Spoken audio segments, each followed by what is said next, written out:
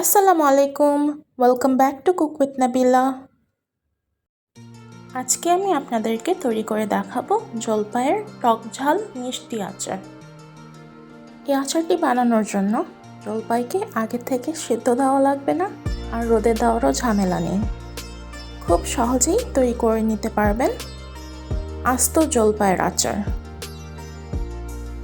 জলপাইয়ের আচার বানানোর জন্য প্রথমে আমি 4-5টা কাঁচামরিচ 3 টেবিল চামচ ভিনেগার দিয়ে ব্লেন্ড করে নিয়েছি। মৌরি নিয়ে নিয়েছি 2 টেবিল চামচ আধা ভাঙা করে বেটে নিয়েছি। 5 ফোড়ন আছে 2 টেবিল চামচ, এটাকেও আধা ভাঙা করে বেটে নিয়েছি। কালো সরিষা আধা ভাঙা করে বেটে নেওয়া এবং হলুদ সরিষাও আধা ভাঙা করে বেটে নিয়েছি। রসুন বাটা এখানে 2 টেবিল চামচ,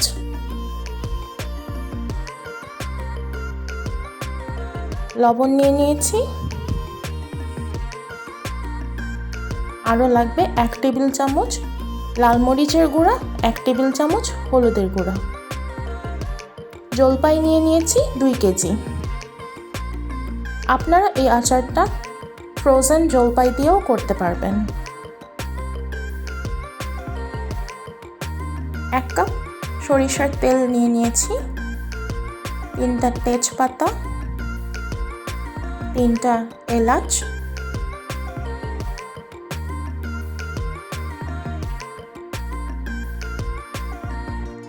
4 থেকে 5টা দারচিনি,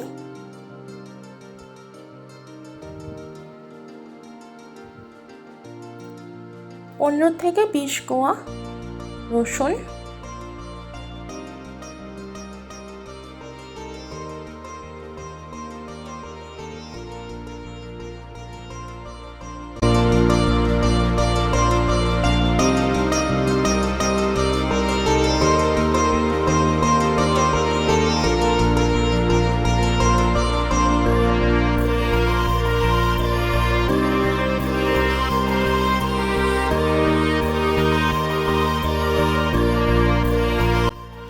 রসুনগুলো সফট হয়ে আসলে দিয়ে দিব রসুন বাটা,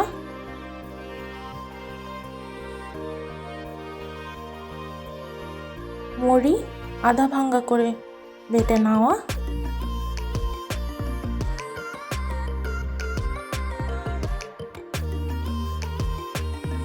আর দিয়ে দিব 5 ফোড়ন।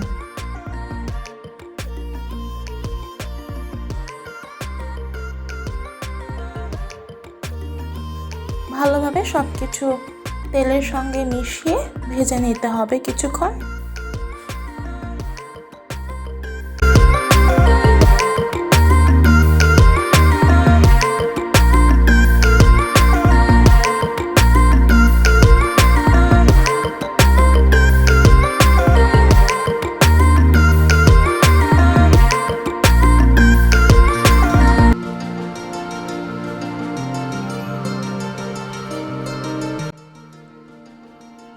মশলাটা ভালো করে ভেজে নেওয়া হয়ে গিয়েছে।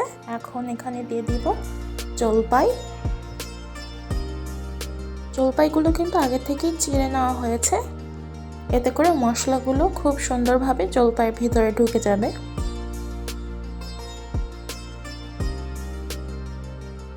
আমি এখানে আস্ত জলপাই নিয়েছি, আপনারা চাইলে টুকরো করেও নিতে পারেন।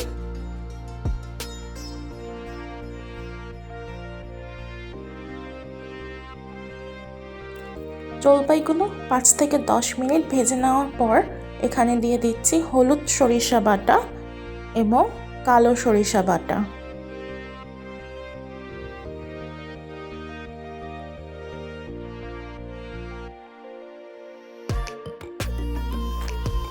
দিয়ে দিচ্ছি লবণ, লবণটা অবশ্যই স্বাদ অনুযায়ী দিবেন।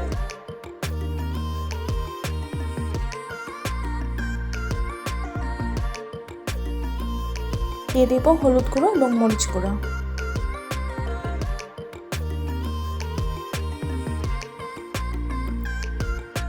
দিয়ে দেব কাঁচা মরিচ বাটা, যেটা আগে থেকে ভিনেগার দিয়ে ব্লেন্ড করে নিয়েছিলাম।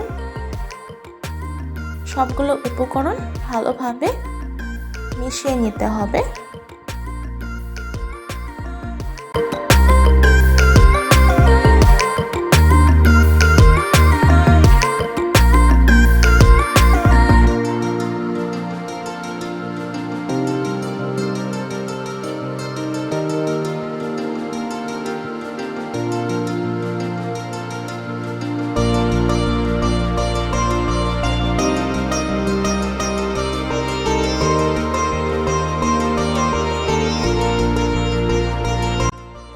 জলপাই যখন 70% ভালোভাবে সফট হয়ে যাবে তখন আমি এখানে দিয়ে দিব 1 কাপ চিনি।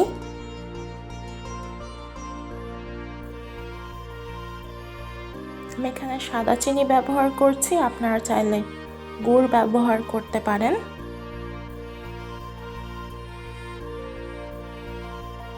ভালোভাবে চিনিটা মিশিয়ে নিতে হবে।